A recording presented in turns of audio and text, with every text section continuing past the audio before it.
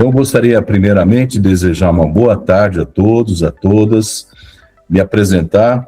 Eu sou desembargador do Tribunal Regional do Trabalho, da 15ª Região, que é sediado na cidade de Campinas. Meu nome é Fábio Bueno de Aguiar. Estou aqui acompanhado do desembargador Marcelo Garcia Nunes. Dê um alô aí para todos, Marcelo, por favor. Boa tarde a todas e a todos. Eu sou Marcelo Garcia Nunes, sou colega do Fábio.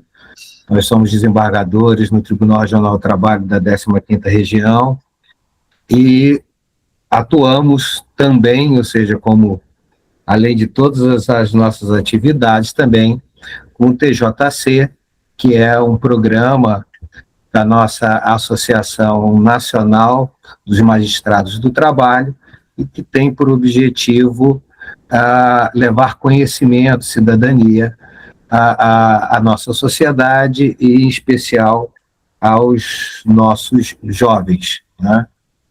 É um prazer muito grande estar aqui com os senhores e as senhoras. Excelente. Como disse o desembargador Marcelo, esse programa ele foi idealizado e tem aí a coordenação da Associação Nacional dos Magistrados Trabalhistas, né? E ela se espraia pelos 24 tribunais regionais de trabalho, onde cada um deles tem uma associação paralela, ou seja, uma associação também de magistrados que representam esses magistrados que se ativam junto aos tribunais, tanto aqueles que estão na ativa como aqueles que já se aposentaram. Então, é uma associação que hoje congrega, acho que cerca de 1.500 ou mais de magistrados. E dentre as suas melhores práticas está o programa TJC, que é um programa que significam essas 3 letrinhas, né? Trabalho, Justiça e Cidadania, e que ele é desenvolvido em parceria com algumas empresas privadas. E no caso aqui nós temos a honra e a felicidade e a alegria de ter a Bel Guarames como nossa apoiadora. E está aqui o Lucas Daltro, que é o coordenador de Gente, Cultura e Engajamento da Belgo. Eu gostaria que você se apresentasse, Lucas, por favor. Claro, agradeço o espaço, tá, doutor Fábio? Mas boa tarde, pessoal, me chamo Lucas, estou atualmente aí como coordenador de Gente, Cultura e Engajamento. Esse nome longo que a gente da área de RH, né, tradicionalmente falando no mercado. Eu fico muito feliz da empresa em que trabalho está contribuindo, né, para o desenvolvimento dos jovens. Eu que vim de escola pública, né, então eu sei o quanto de diferença, né, essas capacitações fazem no nosso desenvolvimento, principalmente, né, os jovens que estão iniciando no programa de jovem aprendiz ou trabalhando de maneira informal. É importante, né, que todos eles saibam, né, sobre os direitos trabalhistas, que eles possam conhecer sobre segurança do trabalho, que ele possa conhecer, né, um pouco desse mundo. Então, além, né, do profissionalmente aqui, estou como Lucas, né, por acreditar muito, né, no significado desse projeto e saber que vai colher bons frutos lá na frente. Então, obrigado, doutor Fábio, por mais um ano, né? A gente está junto nessa parceria e que possam ter muitos outros anos aí. Muito obrigado, Lucas. E agradecer a presença de todos, né, de todas. Eu sei que nós todos aqui temos aí uma jornada bem densa, né, com muito trabalho, e o tempo muitas vezes é escasso, mas com essa oportunidade de dedicar um pouco do seu tempo para receber conhecimento, receber noções, receber informações,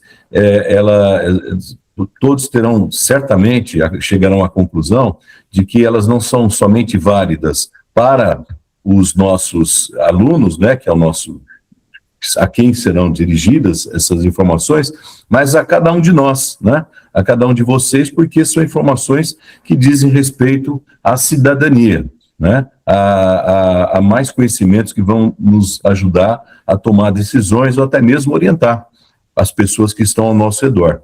Todos, pode ser que tenham filhos, que tenham sobrinhos, parentes, amigos, vizinhos, ou seja, é um conhecimento que é para toda a vida. E não poderia deixar de agradecer a coordenação pedagógica de cada uma das escolas. Nós temos aqui participando a Débora Polo como representante da Escola Municipal José de Anchieta, e pela Escola Antônio Paliotto, a Valéria Lorenzato. Se vocês estiverem nos vendo aqui na telinha, poderia só aparecer 1 minuto para a gente dar um oi, e se quiserem também usar a palavra, fiquem à vontade. Tudo bem, Débora? Oi. Oi, Valéria, como vai? Tudo bem, boa tarde. Boa tarde, bom vê-las novamente. Parece que a gente está sempre marcando um encontro anual, né? Já Com é o certeza, terceiro, né? nós estamos caminhando já para o 3º ano de aplicação do TJC. Então, eu percebo que sempre fica um gosto de quero mais, né? Eu acho que já é o 4º ano. 4º ano, isso. Já tivemos 3 anos e Isso. agora indo para o 4º, E a gente fica sempre na expectativa, o que vem esse ano, como é que vai ser, né? Se vocês quiserem falar alguma coisa, fiquem à vontade. Eu acho que os alunos gostam desse momento, né? Eu acho que para eles é importante, até porque vem uma figura diferente na escola, né? Alguém que mostra um caminho. Sempre eles perguntam, engraçado que vocês vão falar, acho que sobre a questão do CLT, né? E uma coisa assim, sempre que eu vejo quando tem as palestras, eles têm muita curiosidade sobre a vida do juiz, né? Sobre essa carreira. Então, penso eu que isso ajuda também, né? Colabora não só sobre o tema que está trabalhando, mas o fato de estar próximo, né? De vir até eles, de entender, de abrir esses caminhos. Eu acho legal. Então, Ótimo. isso é minha opinião, né? Não sei da Débora. Débora, quer falar alguma coisa? Fica à vontade. Oi, gente, boa tarde. Concordo com o que a Valéria falou. É sempre uma novidade para os alunos. São sempre alunos novos, né? Porque a gente sempre pega os alunos do 9º ano, então não se repete. E esse tema do trabalho sempre gera aí engajamento, já que é a palavra do momento, né? E o pessoal gosta, sim, é bem legal, sim, esse trabalho. E, olha, não sei se é o 4º ou o 5º, hein? Tô com uma dúvida, porque... Claro, Valéria, porque eu trabalhei, eu lembro que teve um ano que eu fiz com os meus alunos sobre alguma coisa de direitos trabalhistas, mas... falar sobre isso nesse mundo atual é muito importante, então a gente fica feliz. Tá? Não, e muito obrigado. Eu acho que nós estamos também, não só seguindo uma programação que vem da ANAMATRA e a Matra 15, que é a associação a qual nós pertencemos, né? Eu sou o coordenador deste curso, também diretor cultural, enfim, tem uma série de chapéus que a gente vai colocando ao longo da nossa atividade. Então, essa atividade, neste ano especificamente, ela veio meio que atender a uma preocupação de vocês, né? A gente fez meio que moldada para a realidade das escolas e pelo tudo que nós ouvimos nesses 3 últimos anos. E olha, gente, é verdade. Porque quando nós nos reunimos, o Marcelo estava com a gente, né, Marcelo? Lá em São Paulo, reunindo as associações do Brasil todo, né? Nós lançamos essa preocupação, esse tema. Porque entendemos o seguinte, no mínimo, o jovem, né, que é um adolescente caminhando para a juventude, ele tem que ter o direito de opinar. Pelo menos, agora, como é que você vai opinar sem saber sobre o que você vai opinar, né? De optar também, né? Opinar e optar. Ele vai dizer, bom, eu quero ser empreendedor. Isso a gente está ouvindo falar isso o tempo todo, né? Que é empreendedorismo. Bom, mas não sabe nem o que é ser empreendedor. E aí, depois do que eu ouvi, gente, eu fiquei chocado, né? Vocês devem ter ouvido muitas vezes, mas que alguns xingamentos aí de crianças e jovens em relação aos outros é chamar o seu pai SLT, a sua mãe SLT. Gente, isso vocês não fazem ideia como isso me abalou. Porque, assim, para mim, desde que eu comecei a minha atividade, saindo da faculdade, eu trabalho desde os 18 anos, né? E assim como o Lucas, né? Acho que não sei o Marcelo, mas eu também estudei em escola pública, até o colegial, que a gente chamava de colegial. E depois fui para a faculdade particular. Mas o nosso sonho era ser empregado, era ser carteira assinada, ter direitos, enfim, né? E aí a partir dessa preocupação, a gente foi moldando, foi conversando, e a gente formou aqui um programa bem legal. A gente vai tentar ser muito breve, porque eu sei que a gente tem uma tarde aí bastante longa, tá? Muitas atividades, mas esse material vai ficar com vocês, tá? E pode ser reproduzido, pode ser levado para casa, né? Conversado com a família, mostrado para os filhos até, né? Para as pessoas que estão muito próximas. E aí a temática desse ano é trabalho CLT. Por que CLT, né? Para quem vem a CLT? E para que ela serve? E essa aplicação nossa, hoje, é voltada exclusivamente para os professores, né? Para os mestres, né? Que vão recepcionar esse material, recepcionar esse conhecimento. Ninguém vai fazer chamada oral, não vai ter prova, nada disso, né? Mas, para quê? Para que vocês se interem do tema do momento, né, desse ano. O segundo momento, a gente ainda está para decidir, e vamos conversar com a direção das escolas, com as direções, com vocês, coordenadora, se ainda dá para fazer esse semestre, que é a aplicação junto aos jovens, aos adolescentes, que nós vamos, eu, Marcelo, outros colegas magistrados, vamos ter um momento junto às escolas para levar esse mesmo material para eles, de uma forma muito clara, muito sem nada. E no terceiro momento é a culminância, em que nós vamos ouvir, né, assistir as apresentações dos jovens sobre o que eles entenderam, sobre o que eles captaram. Eles é que vão nos dar uma aula, né? E é muito interessante, quem não participou ainda, gente, é muito bacana. A gente se surpreende a cada momento, né? Porque eles nos trazem muita criatividade, muitos exemplos. Então a gente sai realmente um dever, um sentimento de dever cumprido, um sentimento de que nós fizemos bem para outras pessoas, né? Então vamos dar início aqui à nossa apresentação, Gilmário, que está na coordenação aqui. Só lembrando, né, gente, e eu falar para professores, eu fico até muito mais, eu tenho que me preparar mais, porque vocês são os mestres, né? Eu não sou professor, eu sou um juiz, não dei aula ainda formalmente, mas minha mãe foi professora de escola pública, né? Mas lembrar do ensino, falar sobre direito do trabalho, a gente não pode deixar de lembrar, de remontar ao tempo da Revolução Industrial.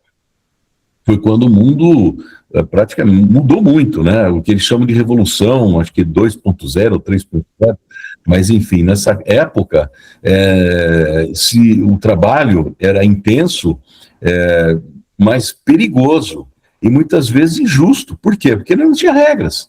E isso aconteceu no início do século, né, na época dos séculos aí 18 e 19, quando as fábricas contavam com a mão de obra de homens, mulheres e crianças, e sem qualquer tipo de regulamentação.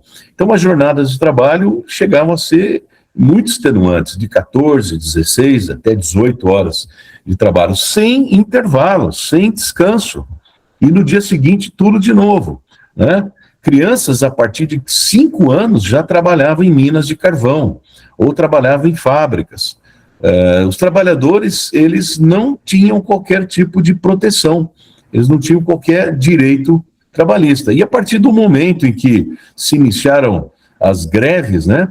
Aliás, amanhã é o dia 1º de maio, é um dia simbólico, é um dia que se comemora o trabalho, mas aconteceu esse dia, essa importância desse dia, justamente por conta de uma greve que aconteceu no início do século passado, em que muitas pessoas morreram, porque foram reprimidas pela força pública, pela polícia, a mando dos empresários, né? Então havia, assim, muito conflito. Pode passar, Gilmar, por favor. A partir de então, gente, nasceram os conceitos do que é cidadania, do que é trabalho. E não há um lugar melhor para se pensar em proteção do que a nossa Constituição Federal, que é a nossa lei mais importante, né, a Carta Magna, em que estabelece que o trabalho digno é aquele direito previsto na Constituição Federal, que está lá no artigo 6º, que garante não somente uma proteção social, como também condições mínimas, dignas de vida para o trabalhador. E isto está totalmente ligado à cidadania, ao conceito de cidadania. E levar esse conceito para os jovens, né, para aos adolescentes, que daqui a pouco, em pouquíssimo tempo, eles já estarão inseridos no mercado de trabalho, é muito importante, porque vocês vão ver daqui a pouco que é possível se trabalhar a partir dos 14 anos. E é interessante que nas aplicações que nós já fizemos nas escolas, havia jovens, crianças, né, quase adolescentes, que já estavam trabalhando com carteira assinada. Isso é muito bacana, é muito importante. E também sabemos que há jovens que trabalham informalmente, sem qualquer tipo de garantia, sem qualquer tipo de proteção. Então, a cidadania é receber essas informações de qualidade que nos ajudam a participar de uma forma plena na vida da sociedade, na vida política, e fortalece as vozes dos nossos jovens. Por favor. Para se ter uma ideia cronologicamente, né, nos anos 30 e 40, a situação dos trabalhadores era dentro daquele contexto da Revolução Industrial que eu acabei de falar, sem qualquer garantia, sem qualquer proteção, trabalhando exposto a condições ruins de trabalho, exposto a agentes insalubres, exposto à periculosidade, sem qualquer proteção. Em 1943, né, foi criada a CLT, que é a Consolidação das Leis do Trabalho, pelo governo de Getúlio Vargas. E a partir de então, gente, essa é a lei, é o regramento que existe há mais de 70 anos, 80 anos, acho que até mais, né? Que vem regulamentando as relações de trabalho entre os empregadores e os empregados. E a partir daí também todos já devem ter ouvido falar do papel dos sindicatos, que representam tanto os empregados, trabalhadores, quanto as empresas que são os empregadores. Recentemente, em 2017, houve uma reforma chamada reforma trabalhista, uma mudança nas leis trabalhistas que acabou por, vamos dizer, adequar certos regulamentos à situação real, à situação do mundo do trabalho atual. E essa reforma trabalhista vem vigorando até o momento. Por favor, Gilmar. Então, a CLT nada mais é do que um conjunto de regras que visa o quê? Organizar as relações de trabalho. E protegem o que a gente chama de a dignidade da pessoa humana, protegem quem trabalha. E visa o quê? Buscar o equilíbrio entre a relação de trabalho, na relação de trabalho entre o empregado e o empregador, de forma que seja próximo ao igual. É muito difícil dizer que vai haver igualdade entre o empregador e o empregado. Por quê? Porque a gente sabe que a parte mais fraca é a do empregado, que por mais direitos que ele tenha, quem detém o capital é o empregador. E ele representa, portanto, uma força que muitas vezes causa um desequilíbrio. E nós, da Justiça do Trabalho, é que estamos aqui atuando para manter esse equilíbrio. Por favor. Eu vou passar para o Marcelo, que ele é um perito, né, um expert nesse assunto, que gosta muito de falar sobre trabalho infantil, para falar um pouquinho sobre esse assunto para vocês, por favor. Eu, antes de ser desembargador, ter sido promovido para desembargador, eu trabalhei muitos anos como coordenador do GEA, da Justiça do Trabalho, que é o Juizado Especial da Infância e Adolescência Trabalhista. E tive muitos contatos com jovens, né? Eu sempre estava dialogando com jovens, e também com o empresariado, né, na intenção de que a cota, né, do aprendiz fosse efetivamente cumprida pelo empresariado. Sempre disse da importância da inserção correta do nosso jovem no mercado de trabalho. E o que a Valéria falou é uma grande verdade. Tinha contatos com muitos jovens sempre, e a primeira coisa que eu perguntava era o seguinte: alguém já viu um juiz aqui na vida? Quase ninguém levantava a mão, era o primeiro juiz que eles tinham visto. E é muito legal esse trabalho do TJC, porque a gente consegue se apresentar à sociedade desmistificando muito essa figura da toga, né? Essa coisa do magistrado que vive dentro do gabinete, que não vai à sociedade, que é visto como uma figura distante, né? E ali a gente mostra que a gente é igual a todo mundo, que a gente tem uma atribuição extremamente importante na nossa sociedade, mas a gente não é mais nem menos. A gente só exerce uma função de grande importância na nossa comunidade. E esse trabalho com jovens é muito legal, porque eles têm muita sede de saber, né? Muita sede de conhecer, e ainda mais matérias envolvendo a atividade humana, né? Igual o Fábio falou, hoje o empreendedorismo, a mídia, as redes sociais tentam mostrar que é a melhor forma de trabalho humano, né? E usam termos jocosos para o seletista, usam a CLT como algo arcaico, e não é uma verdade, essa é uma grande inverdade. E isso que a gente tenta passar para o jovem, né? É justamente esse jovem de 14 anos, de 12 anos, que já quer começar a trabalhar, né? E que a gente tem esses contatos e mostrar para eles, né, que a aprendizagem ela é a melhor forma de inserção no ambiente de trabalho, né, porque ela é protegida, ela tem todo o Estado, né, a rede de proteção, né, nós nos inserimos numa rede de proteção múltipla, né, para com os nossos jovens, não é tanto a Justiça Comum Estadual, a Justiça do Trabalho, que é uma justiça federal, né, para proteger esses jovens, as entidades, as escolas, né, para que a gente possa efetivamente dar uma proteção, como a nossa legislação diz, uma proteção integral a esse nosso jovem, né, para que ele possa crescer, se desenvolver, tanto física quanto psicologicamente. E esses conhecimentos, eles fazem e mudam muitas das vezes a cabeça dos nossos jovens, porque informação é tudo, né? Informação adequada, informação correta é tudo, né? E nesse contato eu já tive, por exemplo, eu tinha que dar a autorização para o jovem menor de 16 anos para trabalhar, né? Era uma das funções minha como coordenador do GEAS.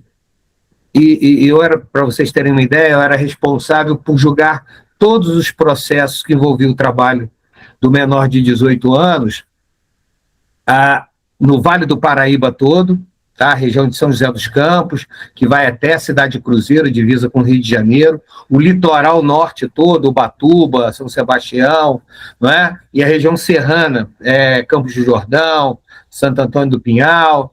Então, essa região toda era responsabilidade exclusiva minha, né, para julgar esses processos. E eu me recordo, por exemplo, uma das vezes que um jovem queria, um jovem acho que de 15 anos, queria trabalhar. E ele veio com a mãe dele na audiência, e eu conversando com ele, e era um trabalho, ele estudava de manhã, e ele imediatamente ia para a empresa que ele queria trabalhar, no comércio, que ele queria comprar um tênis, né? Ele queria comprar com o dinheiro dele um tênis que a família não podia dar. E conversando com ele, eu falei, mas vem cá, que você sonha ser? O que você quer ser? Ele falou, eu quero ser veterinário, eu gosto muito de animais. Gosto muito de animais. Eu falei, você sabe que é difícil passar no vestibular. Vestibular não é fácil ser aprovado. A gente tem que estudar muito, não é? O que você está me pedindo, você está me dizendo o seguinte, que você sai de casa 6h30 da manhã para poder, às 8 horas, entrar na escola. Você vai ter meia hora entre o término da escola e o início do trabalho. Depois você vai terminar por volta das 5 horas. Você vai levar mais 1h30 para voltar para sua casa. Que horas que você vai estudar?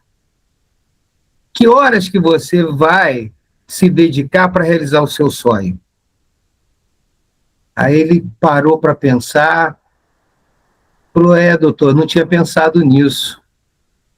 Eu falei, eu entendo, não é? Hoje, essa coisa do consumo, que o jovem quer muito ter a roupa da moda, a camisa com a marca, o tênis mais bonito, mas muitas das vezes isso vai inviabilizar a realização do seu sonho, daquilo que efetivamente você quer ser. E tal. E naquele papo, naquela conversa, a mãe dele até confessou, falou assim, doutor, é o seguinte, a gente tem uma condiçãozinha razoável, não é? Ele não precisa trabalhar, né? Ele não precisa trabalhar. Ele quer coisas materiais para a idade dele que a gente não pode dar aquela mais cara, mas a gente pode dar um bom tênis para ele, né? E no final desse papo, todos concluímos, inclusive o jovem, que o melhor para ele era não trabalhar, né? E aí ele desistiu daquele pedido.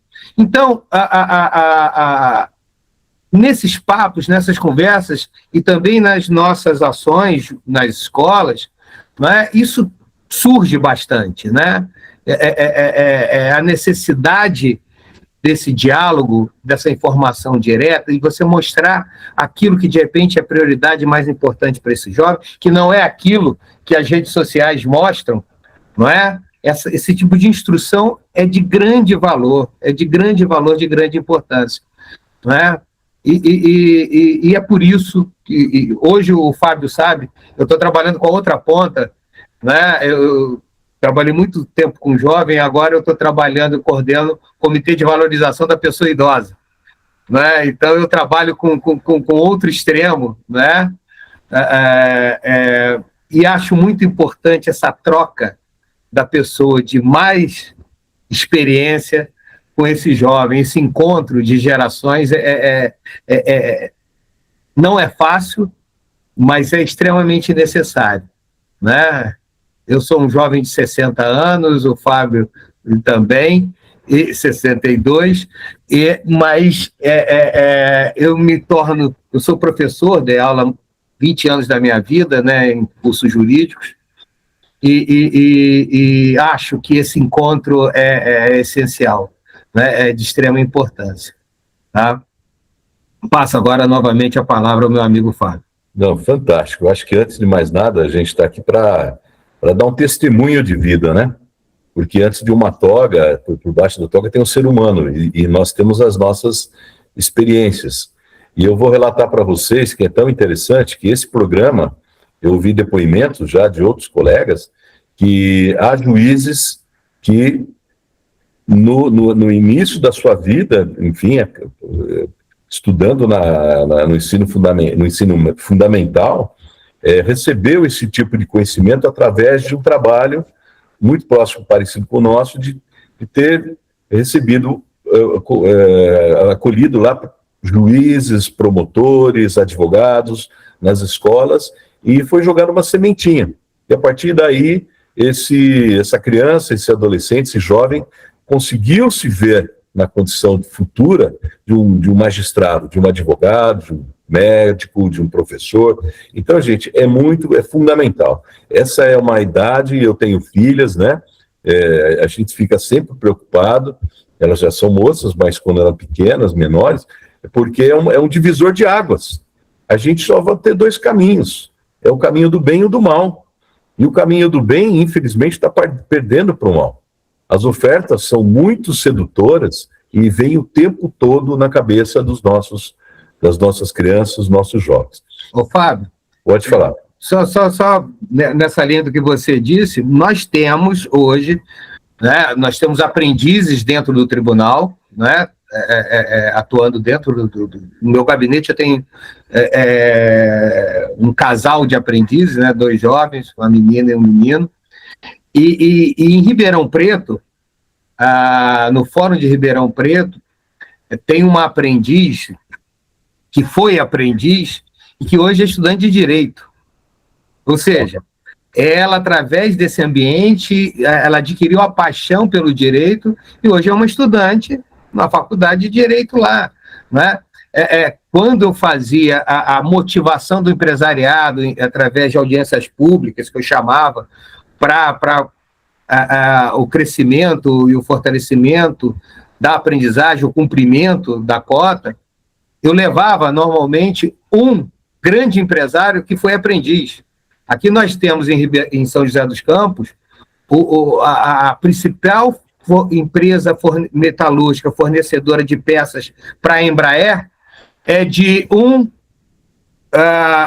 ex-aprendiz que começou a trabalhar no Senai, aprendendo o ofício no Senai como aprendiz, depois se formou em engenharia, fez pós-graduação, mestrado, doutorado, e hoje é o proprietário de uma grande indústria que fornece peças para a Embraer. Então, esse tipo de informação, né, é muito necessária para o nosso jovem, para ele ver que ele também pode. Não é isso? Excelente, excelente. E para conhecimento de todos, se é que vocês já devem ter ouvido falar, mas formalmente, estamos passando essa informação para vocês, antes dos 14 anos é proibido qualquer tipo de trabalho, né? E a gente não é muito difícil ouvir que há pessoas que são contra essa regra. Há pessoas que dizem, não, o meu avô foi assim, o meu pai foi assim. Gente, o tempo são outros. E eu já vi depoimento até em sala, junto à coordenação pedagógica aqui de uma regional da Secretaria de Ensino de Campinas, o depoimento de coordenadoras, de professores, que falaram, eu trabalhei quando criança e isso fez muito mal em toda a minha vida. O reflexo disso foi pernicioso. Por quê? Porque deixou de brincar, porque deixou de estudar, e ainda que com todas essas dificuldades, se tornaram gente grande e bem colocados, né? São educadores, são professores e tudo, mas guardam o trauma dessa época. E talvez aqui dentre nós, né? Olha, temos aí 67 pessoas participando dessa live, dessa webinar, né? Talvez alguém tenha passado por isso. Mas, enfim... Fábio, só também um adendo, que esse assunto, você sabe que para mim é apaixonante, né? E nessa experiência que eu tenho, eu lembro de um tio meu criticando a minha atuação, dizendo, mas eu trabalhei desde criança, e olha só como eu... E isso é estatístico. Essa pessoa que trabalhou e conseguiu hoje defender o trabalho, consegue hoje defender o trabalho infantil, porque no caso dele deu certo, é excepcional essa realidade. Ele é uma pessoa que tem voz, só que a grande maioria que deu errado não tem voz para dizer que deu errado, né? Esse ele não tem espaço para dizer, olha, eu fiz e deu errado, né? Porque esse não é ouvido pela nossa sociedade. Então, essas vozes isoladas que defendem o trabalho infantil inadequado, porque o trabalho infantil ele é aceito através da aprendizagem, não é? É a forma correta de se inserir um jovem no mercado de trabalho. E é isso que a gente tem que fazer, né? Inseri-lo de forma adequada. E esses que defendem são exceções à regra, né? E que hoje têm tiveram algum destaque no meio social e que têm alguma voz. Mas essa não é a verdade. Isso é um grande mito, né? A gente tem a parte nossa dos mitos, esse aqui é um grande mito. Muito bem lembrado. Então, e agora, o jovem aprendiz, e a gente fala jovem, não é o menor, né, aprendiz, porque o jovem vai até 24 anos, né, que é o jovem, é o programa do jovem aprendiz, né? Ele pode trabalhar, como no caso tem um contrato específico, e existem regras, existe uma proteção educacional, existe uma proibição, inclusive, de que eles trabalhem exposto a agentes insalubres ou trabalhe à noite. Então, existe uma regra protetiva. Por favor, Dilmário, pode passar. Tá? É o que nós falamos aqui. É permitido, mas é proibido trabalhar à noite, trabalho perigoso, insalubre, e é necessário se garantir os direitos à segurança e à continuidade dos estudos. Inclusive, eles, nas épocas de provas escolares, o jovem tem direito, inclusive, de se ausentar ao trabalho, para poder estudar. E por quê, gente? O trabalho infantil, ele prejudica o desenvolvimento, a saúde, a educação e o comprometimento do futuro e as reais oportunidades de vida. Pode passar. E aqui, gente, para que as pessoas, e principalmente os nossos jovens, os adolescentes, tenham condições de tomar uma decisão, a gente trouxe um quadro explicativo. E esse quadro vai ser repassado lá na sala de aula para eles, né? Para que eles saibam exatamente o que é cada um desses institutos. O que é emprego, o que é trabalho autônomo, pessoa jurídica e o trabalho eventual. Então, o emprego é aquele que está vinculado ao empregador. Esse empregador também pode ser pessoa física, não precisa ser necessariamente uma pessoa jurídica. É o caso, por exemplo, da doméstica, né? É algumas situações em que a pessoa trabalha exclusivamente para uma pessoa física. Existem os direitos garantidos por lei e pela legislação periférica, né?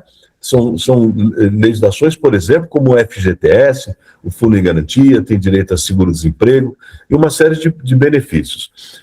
A contribuição para a Previdência Social, ela é automática. Ela passa a existir a partir do momento em que se faz a regularização, enfim, a anotação na carteira de trabalho, e agora nós temos, agora não, já de algum tempo, né, o E-Social, que é o sistema informatizado no Ministério do Trabalho, que regulamenta, né, que dá todo o apoio tanto ao empregador quanto ao empregado. Garante maior estabilidade, as pessoas podem fazer planos. E por quê? Porque se eu trabalho 12 meses, a partir do 13º mês, eu tenho direito a férias. Eu preenchi o meu período aquisitivo. Então, eu vou programar minhas férias no período concessivo, que são os 12 meses subsequentes. Então, o trabalhador autônomo, o trabalhador eventual, pode fazer isso? Pode tirar férias? Claro que pode, mas sem a garantia de que enquanto ele estiver no gozo das férias, ele vai receber o salário. E mais ainda, ele vai receber 1/3 sobre essas férias. Tá? São situações, gente, muito claras, né? Não estou querendo puxar sardinha aqui para nossa brasa, não, mas a gente tem que mostrar isso para o nosso jovem. Agora, o trabalho autônomo, ele tem aquele trabalho por conta própria, é o que eles chamam de não ter patrão. O trabalho, eu é que faço a minha jornada, eu é que decido onde trabalhar, se vou trabalhar em casa, se vou trabalhar dentro de uma empresa ou em algum outro lugar, né? É uma organização própria. E a partir do momento que eu decido por ser um trabalhador autônomo, eu também tenho as minhas obrigações. E uma delas é o recolhimento, a obrigação de recolher a Previdência Social como autônomo. E esse autônomo vai ter direito à aposentadoria a partir do momento que ele preencher todos os requisitos para se aposentar. E ele vai ter maior flexibilidade. Ele vai fazer a sua jornada, ele pode trabalhar de sábado, pode trabalhar de domingo, mas também pode deixar uma segunda-feira livre e assim por diante. A PJ, que é chamado o PJ, né, pessoa jurídica, ele necessariamente tem que ter uma firma aberta. Ele tem que ter CNPJ, inscrições com, né, na Secretaria da Fazenda, né, como empregador, como pessoa jurídica, e vai recolher a sua previdência social como empresário, ele vai ter que pagar os impostos e assim por diante. Tem alguma vantagem em relação ao trabalhador CLT? Sim, ele tem uma vantagem, ele paga menos tributos. Por isso que há um apelo das pessoas dizerem: vou trabalhar com o PJ para pagar menos imposto de renda. Isso tem uma vantagem, é claro, mas também tem outras desvantagens que a gente vai ver daqui a pouco. E o trabalho eventual é aquele trabalho esporádico, que não há nenhuma continuidade, são as pessoas que fazem bicos, não têm carteira assinada, tem uma flexibilização total, mas, por outro lado, ele não tem proteção alguma. Pode passar, por favor. Então, gente, para ficar bem claro, nós temos a condição do trabalhador, que ele está vinculado a uma carteira assinada, ele tem direitos trabalhistas, tem uma proteção, e também pode ser considerado trabalhador o jovem aprendiz e o guarda-mirim. Do outro lado, quem é que conta com a força de trabalho dele? A empresa, o empregador, que também é obrigado a cumprir regras, a respeitar os seus direitos. E ele é fiscalizado pelo Estado. Através de quem? Da fiscalização do Ministério do Trabalho, do auditor fiscal do Ministério do Trabalho. Quais são os direitos garantidos pela CLT? Gente, isso aqui é básico, hein? Isso aqui é básico. Salário mínimo, férias remuneradas, 13º salário, ele tem um limite de jornada, que, segundo a Constituição Federal de 1988, tem um limite máximo de 8 horas por dia e 44 horas semanais. Aí vou fazer uma paradinha aqui, só para falar daquilo que está se discutindo no momento, que é o fim da jornada 6x1. O que quer dizer isso, gente? A Constituição fala que a jornada tem que ser 6x1? Não, ela não fala nada disso. Ela fala que o direito do trabalho, do trabalhador, é de trabalhar no máximo 44 horas semanais. Agora, essas 44 horas semanais, elas podem ser divididas em 5x2, podem ser divididas em 6x1, dependendo daquilo que for combinado com o empregador. O que se pretende agora, gente, tem 2 projetos, uma PEC, que é o projeto de emenda constitucional, né, que é da deputada Érica Hilton, que é estabelecer-se uma jornada de 4 dias de trabalho por 3 dias de descanso, sem que haja redução de salário. Ou seja, no dia para a noite, se esse projeto de emenda for aprovado, ele continuará recebendo o mesmo salário. Não vai ser proporcional à redução de salário que ele está pregando. E no caso aí é uma redução para 36 horas semanais. O governo está preocupado que esse projeto não passe. Então, ele apresentou um projeto de lei. Já não é um projeto de modificação da Constituição Federal. É um projeto de lei que estabelece uma jornada 5x2. E para a nossa sociedade, para o mundo do trabalho, não é muito novo, não. Muita gente trabalha 5x2. Eu não sei lá na Belga, né, Lucas? Como é que funciona aí? A gente tem a escala mensalista, né, e horistas. Para o público operacional, a gente trabalha na escala 6.152. E para o público administrativo, escala 5.2, 40 horas semanais. Eu só faço assim uma observação pessoal, não sei se o Marcelo concorda comigo. Para que uma lei? Para que tem que mudar a lei se as partes podem chegar ao consenso? Os sindicatos não servem para isso? Eles não estão lá para representar os interesses do trabalhador? Tem sindicatos que estabeleceram, através de negociação coletiva, uma jornada 12x36. É o caso de quem trabalha em hospitais, que trabalha no ramo de saúde. Está sendo bom para eles? Está sendo bom para eles. Agora, precisa vir de cima para baixo alguém que vem dizer o que é melhor para nós? Eu acho que não. Eu acho que o brasileiro, trabalhador, ele tem maturidade, ele tem consciência, inteligência de saber o que é melhor para ele. Não sei o que o Marcelo... Eu penso como você, Fábio. Eu acho que o que tem que existir no ambiente do trabalho é o fortalecimento das negociações, né? Nós temos que ter sindicatos mais fortes, né, mais unidos, tanto de empregadores quanto de trabalhadores, porque nós temos diversas realidades a partir de diversas atividades, né, econômicas. Então, para umas, o 6x1 é mais importante. Para outras, o 5x2, sim. Outras 4x3, se é possível. Né? Também o ambiente, hoje a gente discute muito o trabalho presencial, o trabalho telepresencial, né? Nós temos meios telemáticos hoje que possibilitam o trabalhador cumprir sua jornada e com muita eficiência de casa, né? Sem precisar ir para a empresa, né? Você pode baratear custos dos empresários também com espaço para que trabalhadores fiquem em casa. Então, eu acho que nós temos uma diversidade de possibilidades e que isso, cada realidade, ela deve ser negociada, né? Cada vantagem, ela deve ser negociada. Eu também vejo, e nós temos hoje, né, através de uma decisão do Supremo Tribunal Federal, um fortalecimento muito grande daquilo que é pactuado coletivamente, né, através dos sindicatos, né, nos acordos e nas convenções coletivas. Então, eu penso também que é desnecessário, né? Esse tipo de imposição, muitas das vezes, causa desemprego, né, causa mudanças prejudiciais ao trabalhador, né, traz uma instabilidade no meio do trabalho, né? O novo sempre assusta, né? Então, eu acho que a gente poderia fazer garantir vantagens ao trabalhador sem uma legislação específica que imponha, né, essa nova formatação para todos. E sem falar da conta que isso vai acabar chegando, né? Porque se eu sou o dono de uma sapataria, tenho 2 empregados, eles vão reduzir a jornada deles, vai ficar faltando.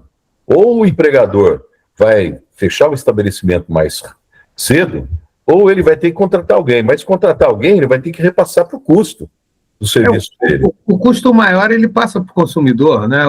Aquele que recebe o serviço ou aquele que recebe o produto. Sempre é assim. Isso vira inflação, né? Mas o que a gente tem que tomar cuidado é para não cair naquela história do conto da sereia, né? O canto da sereia, né? Que é gostoso de ouvir, né? O trabalhador tem direito a ficar em casa para ter mais convivência com a família. Claro, todo mundo quer isso, mas o trabalhador, ele tem que fazer tempo para fazer esporte, ele tem que ter lazer. Gente, tem o ônus e tem o bônus, né? O bônus vem de acordo com aquilo que o sacrifício de cada um, né? Eu já fui advogado muitos anos, advoguei para redes de supermercados e brigava-se muito por conta do trabalho nos feriados. O empregador queria abrir, o empregado queria trabalhar. O sindicato talvez não tivesse muito ligado nisso, não. Ele queria ver a força sindical que ele tinha de conseguir fechar o estabelecimento para mostrar força. Agora, eu ouvi de vários trabalhadores que diziam, puxa vida, eu trabalho ganho comissão, o meu melhor dia de ganho é no feriado. Todo mundo vai no shopping, todo mundo vai comprar e tal. Eu vou ter que ficar em casa. E pode ter certeza, não vai dar muito certo também, cara. Começa a brigar com os filhos, brigar com o cachorro, com as crianças. Por quê? Porque no final do mês tem que pagar as contas, né? Mas, enfim... Não, mas tá interessante aqui, eu estou vendo as mensagens aqui, e esse é um tema realmente empolgante. Eu vejo, a gente trabalha com isso, eu sou juiz há 33 anos, né? Faço isso todo dia da minha vida, o tempo todo.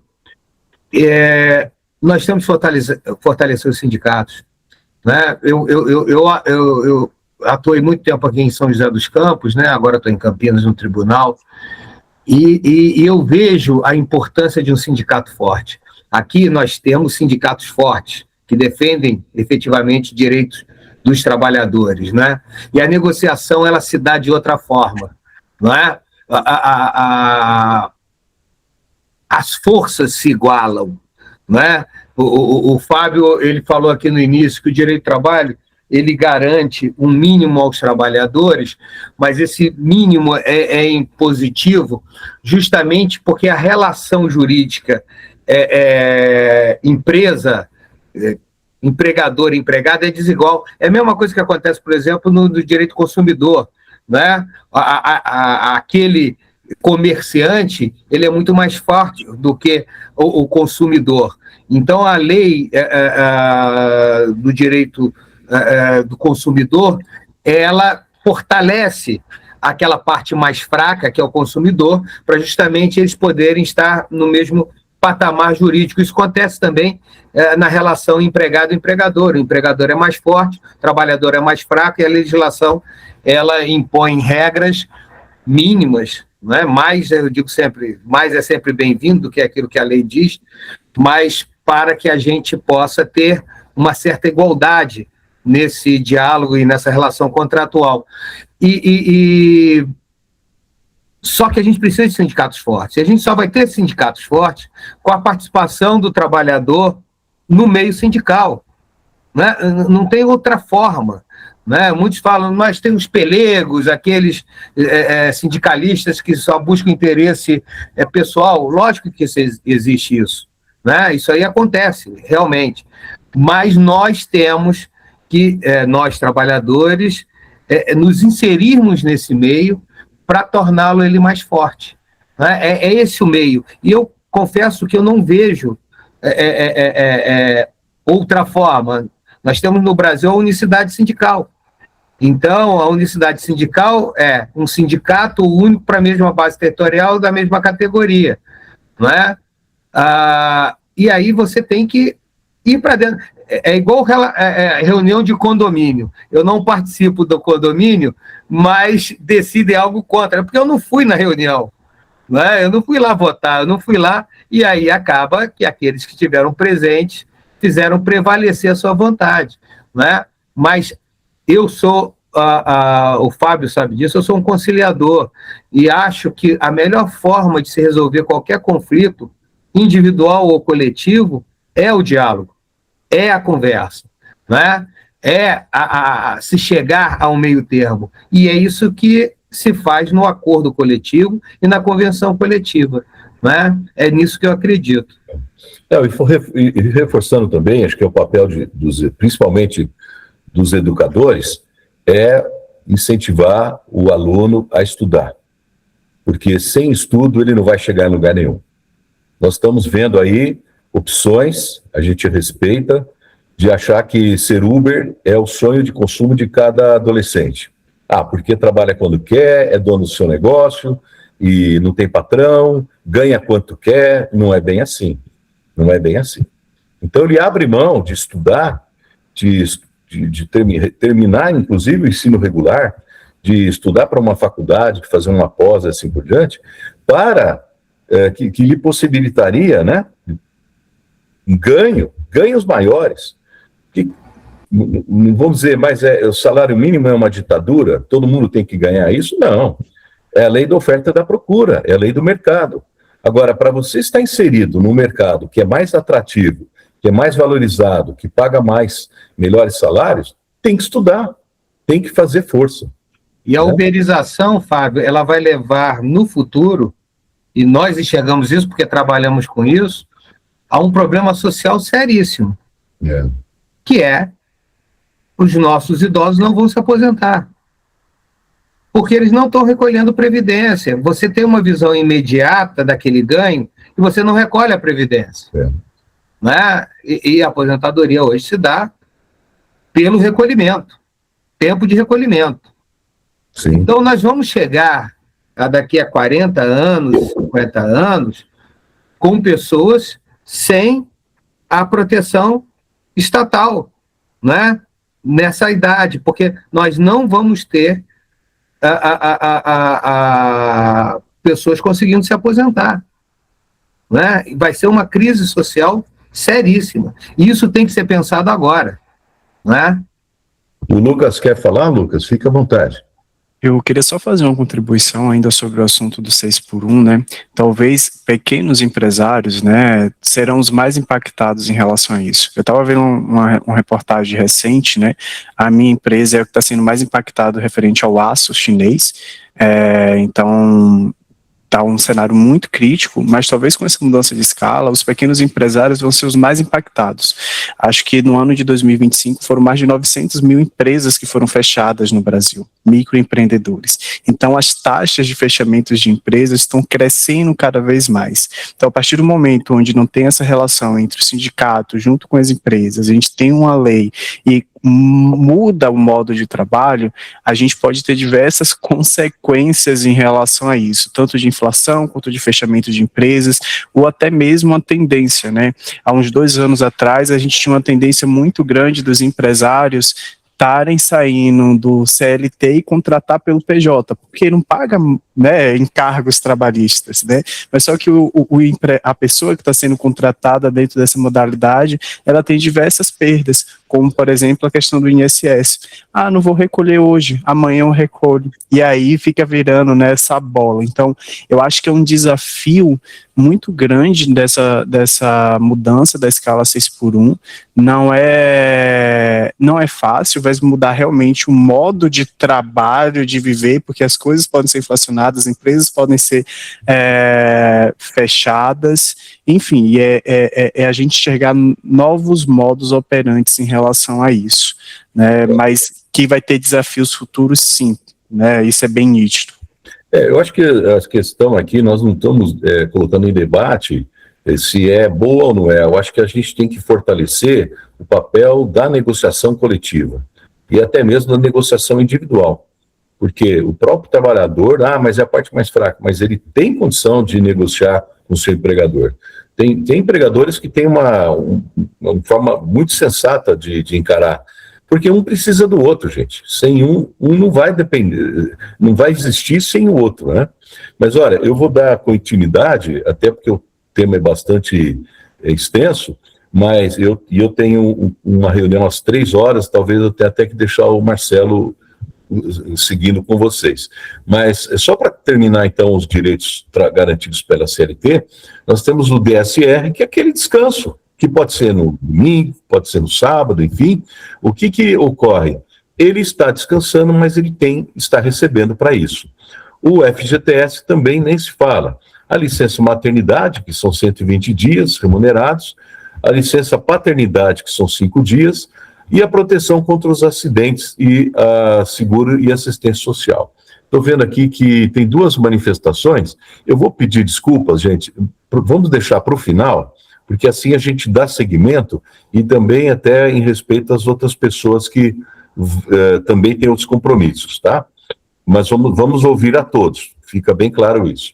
Bom, direitos de quem? A Previdência Social estabelece que está na lei, na Constituição Federal, uma aposentadoria de acordo com as regras, para quando se chegar a ficar idoso, o auxílio-doença, quando a pessoa se adoece, o auxílio-acidente também, quando se acidenta, e o auxílio, o pagamento de aposentadoria por invalidez se a pessoa não puder mais trabalhar.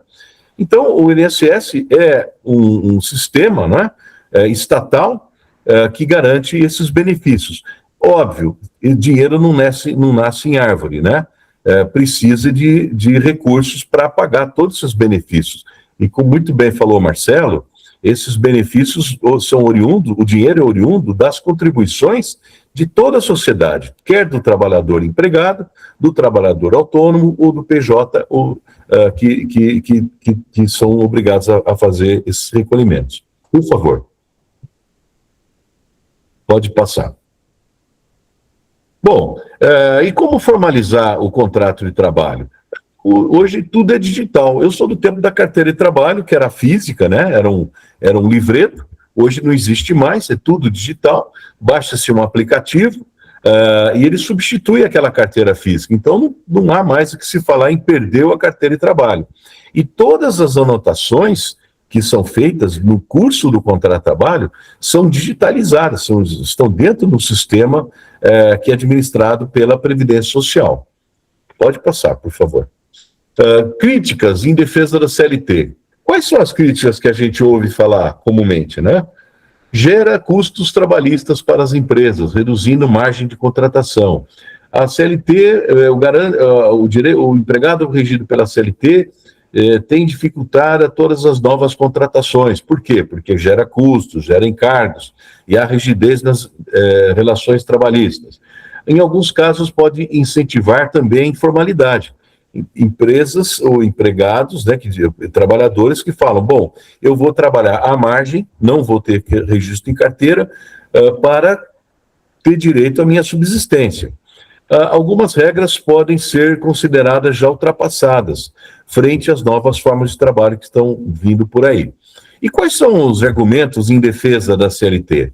Protege o trabalhador contra práticas abusivas e fraudes contratuais, garante a segurança econômica e os benefícios sociais fundamentais ao trabalhador, preservando a dignidade no trabalho, com direitos mínimos, né, e proteção legal. E contribui para a estabilidade familiar, social e o bem-estar a longo prazo. E o jovem aprendiz? É aquele que tem de 14 a 24 anos, ele pode ser considerado jovem aprendiz, sem idade limite para as pessoas com deficiências. Até 6 horas por dia de trabalho para estudantes e até 8 horas diárias, né, para quem concluiu o ensino médio. E tem direito a um salário mínimo proporcional, a férias, 13º, carteira assinada e FGTS. E onde se inscrever? Nesses órgãos aí, o CIEE, que é o Centro de Integração Escola-Empresa, SENAI e o SENAC. E o guarda-mirim também é uma modalidade para quem tem entre 14 e 17 anos. Já vejam que não são os 24 anos aí, tá? Estão voltados para atividades educativas, a inserção do mercado de trabalho que é monitorada, que é assistida pela própria guarda-mirim, né, que aqui em Campinas chama-se patrulheiros, e tem direitos garantidos na CLT, que são aqueles que eu já falei. E onde que a pessoa pode procurar para se inscrever na guarda-mirim? Nas prefeituras de cada cidade. Vamos adiante, gente. Bom, jovem aprendiz, eu vou deixar esse slide aqui, gente, até porque ele é autoexplicativo, para depois vocês lerem com calma. Vamos passar para frente, por favor. A mesma coisa em relação ao MEI, que é o microempreendedor individual, que é aquela pessoa que trabalha como autônoma, ele tem também as suas obrigações legais e tem uma proteção, até mesmo pela Previdência Social. Pode passar, por favor. O trabalho informal é uma realidade de milhões de brasileiros. É um trabalho que não tem qualquer tipo de regulação, não tem registro, não tem amparo num contrato de trabalho, não existe inscrição na Receita Federal como com CNPJ, não tem qualquer tipo de proteção jurídica. Atualmente, pessoal, nós temos cerca de 38 milhões de pessoas que trabalham nessa informalidade. É um número bastante importante, né? É um número muito grande. E que representa, a cada 10 trabalhadores, 4 são considerados informais. A informalidade, ela não quer dizer sinônimo de desonestidade. É uma falta de oportunidade que a pessoa teve, que o trabalhador teve, de ter essa proteção legal, né? Mas as pessoas estão trabalhando, não são consideradas desonestas. E muitas vezes a informalidade é a única opção que resta quando não existe oferta de emprego formal. Ou quando, até eu vou acrescentar, né? Quando a pessoa para de estudar, quando não se qualifica, quando não estuda, quando não progride. Então ela vai ficando à margem. Por quê? As melhores ofertas de trabalho acabam aparecendo para quem tem mais qualificação. Os riscos do trabalho informal: não tem aposentadoria, não tem auxílio-doença, seguro-desemprego, não tem qualquer proteção com relação ao acidente de trabalho, a família desprotegida em caso de morte. Eu vi muito disso, né? Até nas escolas, nas conversas com os alunos, que eles falam do empreendedor, que é aquele que tem uma bicicleta, tem um caixote atrás com uma marca da plataforma, né? iFood e assim por diante, e ele diz que é empreendedor. Ele tem liberdade, ele tem flexibilidade, ele ganha quanto quer, às vezes, muito pouco, mas ganha se ele trabalhar mais, ele ganha mais, né? Mas se acontece um acidente, ele vai continuar andando de bicicleta? Quem é que vai pagar o seu sustento enquanto ele estiver se recuperando desse acidente? E se esse acidente for permanente, lhe causar uma perda da capacidade de trabalho, quem é que vai dar o sustento para essa pessoa? Então nós temos que pensar nas vantagens que o trabalhador tem com a carteira de trabalho, que é a aposentadoria, né, garantida, o auxílio-doença, seguro-desemprego, no caso de demissão, proteção completa no caso de acidente, e a família está protegida no caso de morte. Por quê? Porque também existe pensão por morte. E sem falar nos benefícios conseguidos, né, obtidos com as convenções coletivas de trabalho, que são formalizadas pelos sindicatos, que representam essas categorias. Existe um empreendedorismo, uma ilusão desse empreendedorismo. E isso está sendo muito comum nas redes sociais. Eles mostram pessoas que talvez estejam numa situação pode até ser real. Mas quantos por cento essas pessoas representam da massa de trabalhadores, da massa de pessoas que também estão tentando conseguir um lugar ao sol? É mínimo, é muito pequeno. Quais são os apelos que eles usam hoje, né? Ganhe 10 mil reais por mês trabalhando em casa. Demita seu chefe e seja seu próprio patrão. Aprenda esse método e transforme a sua vida em 30 dias. Aliás, eu vejo muito nas redes sociais que você vai falar inglês em 30 dias. Eu não sei, gente, eu estou tentando. Eu acho que essa aula eu perdi, essa oportunidade eu perdi, porque eu falava razoavelmente inglês, porque eu trabalhava em empresa que necessitava falar inglês. Hoje nem tanto, mas em 30 dias, em 60 dias, isso é ilusão, gente, é impossível, a menos que coloque o chip na cabeça da pessoa e venha aí uma tecnologia que eu ainda desconheço, né? Trabalhe 4 horas por dia, o restante do tempo você pode aproveitar sua vida, para viajar, para dar, né, para passear, para namorar, para fazer outras coisas. É meio ilusório. Qualquer pessoa pode ser milionária com essa estratégia. Vejam, essas frases de apelo são sedutoras. Agora, imagine um garoto com 14, 15 anos de idade, recebendo, bombardeando essas informações, essas frases na cabeça deles, principalmente nas redes sociais, né? Aliás, gente, hoje vamos falar o que está acontecendo na real, né? Hoje nós estamos vendo o fenômeno do bet, né? O fenômeno do bet, ou do tigrinho. Gente apostando salário para receber, né, uma ilusão de que vai ficar rico, né, fazendo aquelas apostas milionárias. Tive situações, né, no condomínio que eu tenho aqui numa casa, que tivemos que mandar embora o trabalhador, porque ele pediu para mandar embora, porque ele estava endividado com a Bet, endividado com o tigrinho, não tinha condições de pagar, e ficava pedindo dinheiro emprestado para todo mundo, para a família, para o patrão e assim por diante. Gente, isso está virando uma coisa quase que uma epidemia. É questão de saúde pública, né? E o que raramente contam, né? Quanto tempo de trabalho duro teve que ter antes de chegar no sucesso, né?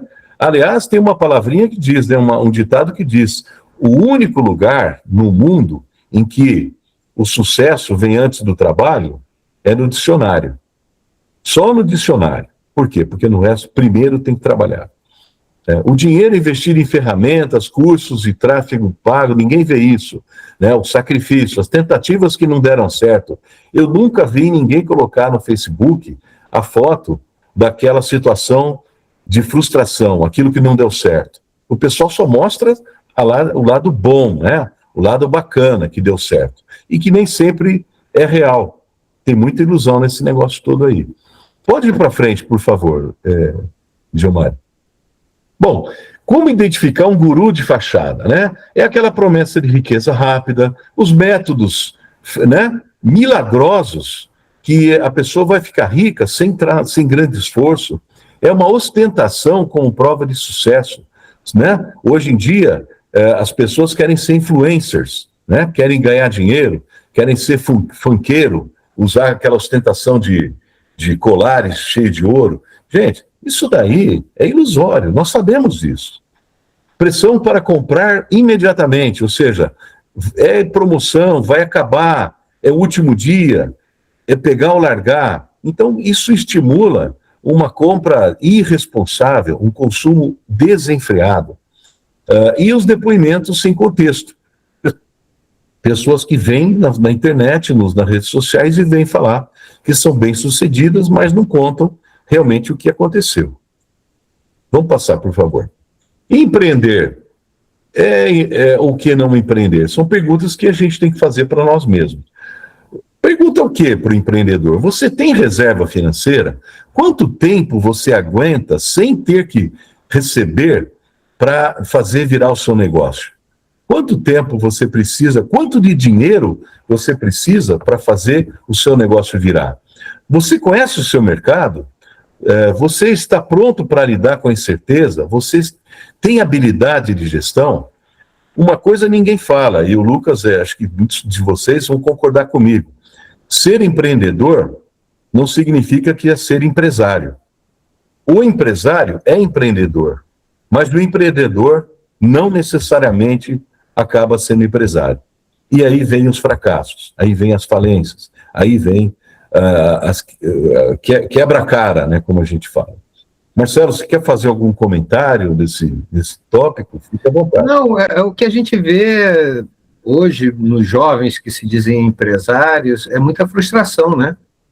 Muita frustração, porque a grande verdade é que o trabalho é o que leva ao sucesso, né?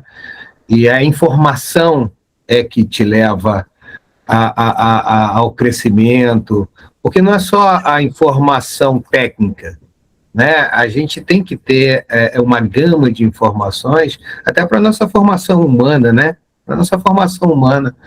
E hoje o que a gente vê na mídia é aquilo que você disse, é o colar de ouro, é a ostentação, até para esses que conseguem dinheiro assim. A gente tem que pensar de forma mais profunda como é a vida dessas pessoas. Aquilo ali acrescenta a elas como seres humanos, aquilo ali só basta, né? Então, esses valores que hoje são coletivizados através das redes sociais, né, obrigatoriamente não levam à felicidade, né? E eu acho que a gente vive num tempo, num mundo que a gente tem que lidar com isso, né? Com a postura ética, com a postura moral. Isso tudo os educadores têm uma missão importantíssima, né? Fundamental. Eu também sou filho de professora, minha mãe era professora na época, já falei para você, né, Fábio? Era de educação especial, né? Que eram as pessoas com deficiência, né? Então, minha mãe trabalhava e eu cresci junto a ela, aprendi muito com ela, né? O valor, a importância das pessoas com deficiência. E essas formações, né, os professores têm por missão. Eu acho que eu fui professor muito tempo, e hoje eu digo para você, sou desembargador, para mim a missão mais bonita é a de ensinar. É a mais importante para a nossa sociedade, é aquela mais valiosa, né? Vocês, os professores que estão aqui, podem ter certeza, são as pessoas mais importantes da nossa sociedade, né? É uma missão linda de vida, que nem sempre é valorizada, mas é a missão mais importante, né? E esses princípios, eles têm que ser passados, têm que ser ensinados, têm que ser falados, repisados, né? Porque a influência da mídia é muito grande. das redes sociais com essas informações incorretas, indevidas, não é? E a gente tem que fazer esse trabalho de desmistificar aquilo que é dito, né? Dizer da importância de se fazer o bem. Eu sou carioca e disse, à época das Olimpíadas, da importância do legado olímpico para aquela sociedade, né, para o Rio de Janeiro, porque ali o jovem que tinha como figura de ídolo na comunidade dele o traficante, que era o poder maior naquele ambiente. Então, muitos, aqueles que não conhecem o juiz, nunca viram o juiz, eles veem o traficante e eles querem se tornar o traficante porque naquele microcosmos é a figura mais importante, ele quer ser aquilo.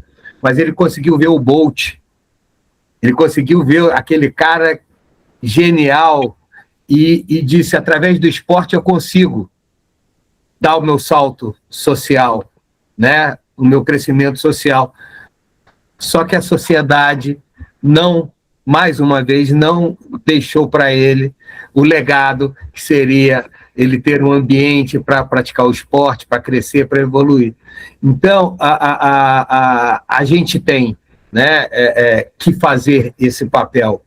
E o mestre, o professor, ele tem essa missão linda, importantíssima, que é trazer os princípios, as verdades, né, que a mídia não diz, que ela não conta. E que, infelizmente, não é valorizado, né? Uma profissão tão linda, tão nobre, e que a gente sabe que se o Elon Musk é o que é, se o Bill Gates é o que é, e se nós somos o que somos, é porque um dia, na nossa vida, obrigatoriamente, nós tivemos mestres, nós tivemos professores, né?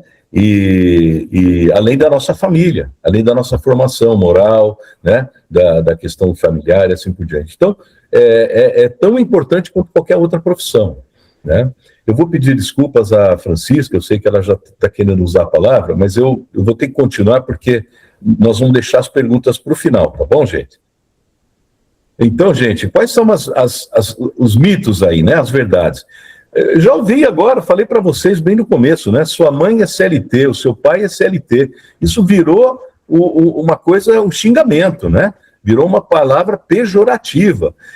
CLT é coisa de quem não tem ambição. Pessoas que se dão bem na vida não são CLT. Quem trabalha por conta própria ganha mais. E aí vai, gente. Vocês já devem ter ouvido muito mais frases do que essas que estão aqui. Mas ninguém fala, né? É o que o pessoal fala, ele vê as pingas que toma, mas não vê os tombos que leva, né? Isso a gente fala comumente. Então nós temos que realmente mostrar o contrário, dar exemplo, mostrar que não é só CLT que garante um bem-estar, trabalhar seriamente, trabalhar honestamente, né? Trabalhar dentro da lei, dentro das normas, isso é futuro. Pode passar, por favor. Bom, todos os caminhos são dignos, que eu acabei de falar isso, né? Desde que se respeite a dignidade e o bem-estar, né, desde que se respeitam as leis, todo mundo tem espaço. O sol nasceu para todos. E por que comparar esses caminhos é importante? Porque pelo menos vai dar o direito à opção, né? O direito de escolha. Aliás, a vida é feita de opções. Da hora que a gente acorda até a hora que a gente vai dormir, a gente faz escolhas. Eu falo da hora que acorda porque uns podem optar por continuar dormindo. Se ele tem essa condição, vai dormir. Agora, outros não têm opção. Vai acordar e vai trabalhar, e vai dar aula, e vai estudar, e vai fazer esporte, o que tiver que fazer. Mas as escolhas, elas aparecem todo dia, toda hora. A profissão que vai ter, que vai abraçar, se vai casar, se vai namorar, se vai estudar, é o tempo todo. O que nós temos que ter é maturidade. Nós temos que ter formação para poder fazer as escolhas certas. Pode passar, por favor. Bom, e dignidade no trabalho? É o que a gente chama de trabalho decente, né? É um trabalho digno, é um trabalho respeitado, né? Pessoas que se esforçam para ter um trabalho digno, para ter um trabalho decente. É o trabalho que respeita o ser humano, né? Desde um gari que é uma profissão muito nobre, né? Até um cientista, todos exercem um trabalho digno, um trabalho decente. Vamos passar, por favor. Trabalho ou estudo. E aí, gente, isso vai servir muito para aquela conversa que nós vamos ter com os alunos, né?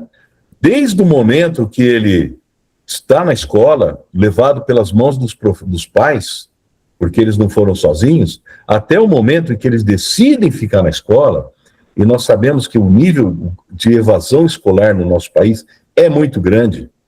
Muitas crianças deixam de continuar estudando, ou porque são premidos, né, pela necessidade da família de trabalhar, ou porque não tem condições, ou porque não são estimulados pelos pais a continuar trabalhando, ou porque sucumbem às ofertas que são feitas no mundo aí fora.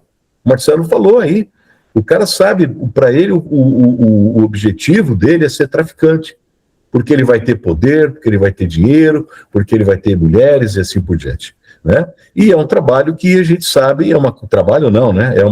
É uma atividade ilícita que a gente sabe que não vai ter futuro, que tem dia certo para acabar, que é o dia que ele encontrar ou uma facção rival, ou vai encontrar as barras da lei, né? E assim por diante. Então, gente, esse roteirinho aqui é um roteirinho muito legal, muito especial para os nossos alunos. Por favor, vamos passar para frente. E o pensamento crítico, né? As crianças hoje não se valorizam. Elas têm que ter um autoconhecimento para saber quem elas são, para valorizar as suas qualidades, o seu potencial. E para que isso aconteça, nós temos que dar ofertas. Os professores, os educadores, o esporte, as oportunidades que eles vão encontrar. E tudo isso eles vão acabar se realizando através do trabalho. Que eu tenho certeza que o trabalho modifica as pessoas, em qualquer fase da vida. E o Marcelo está falando aí do etarismo. Quantos de nós já não encontrou pessoas trabalhando como caixa de supermercado com mais de 60 anos? Eu estou vendo algumas redes de supermercados valorizando esse tipo de trabalhador, né, dando oportunidade para eles. E eles abraçam essas oportunidades, valorizam essas oportunidades. Vamos lá, por favor, tio Mário. Então, nós estamos aqui dando essas opções, o direito de escolher. Ou você quer ser CLT? Ótimo, vai ser CLT. A um determinado momento da sua vida, CLT já não vai mais fazer sentido? Não vai. Você pode ser autônomo. Ou então você vai ser empreendedor. Você vai abrir uma pessoa jurídica. Ou até mesmo, por que não ser um servidor público? Por que não prestar um concurso público?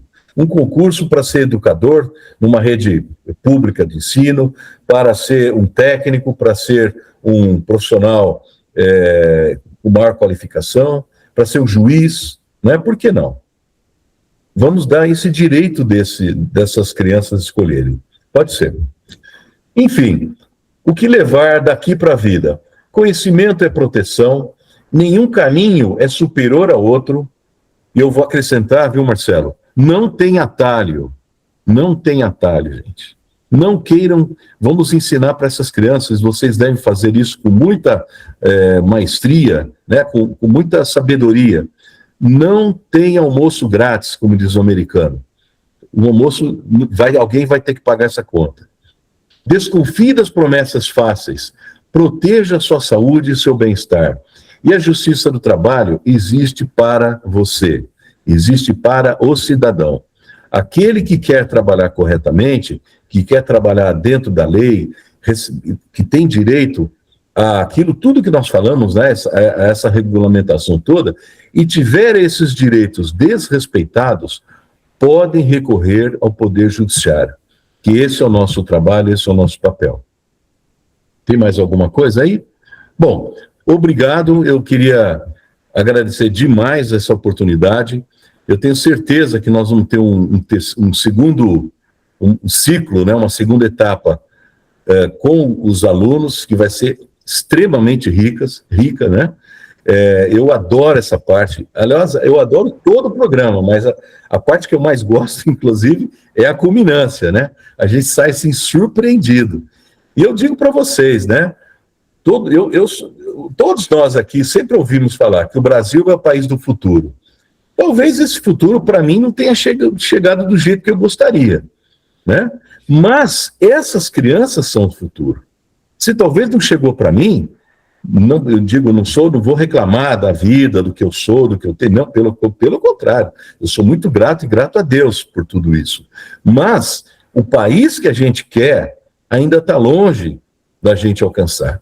E eu tenho fé que essas crianças, que esses jovens, né, consigam fazer um país, um mundo muito melhor do que o nosso.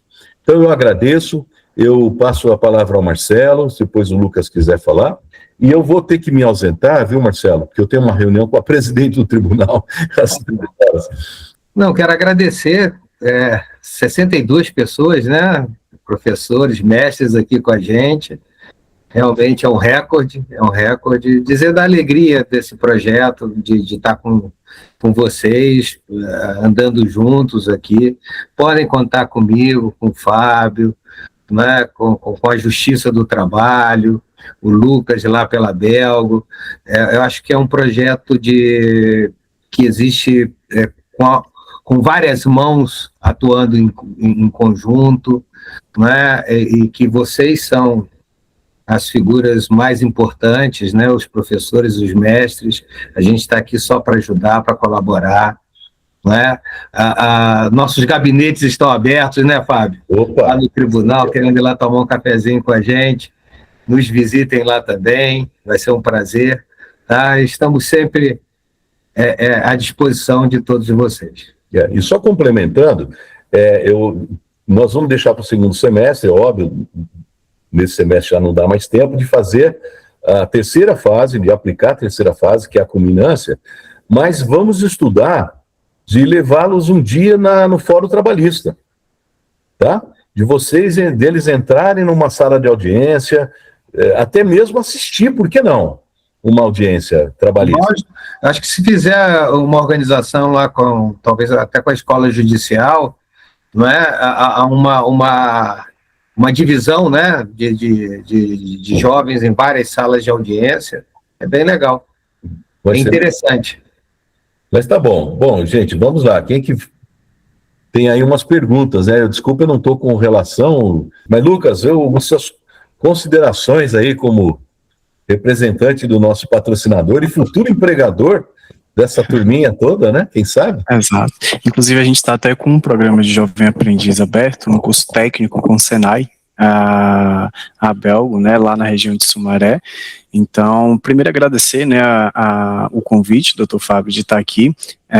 Primeiro é sempre um aprendizado, né, poder ouvir, né, são novas trocas, enfim. Então, agradeço e vamos, né, firmes, né, para o segundo semestre com novas etapas. Espero que a culminância a gente tenha aí bons trabalhos, né, boas apresentações.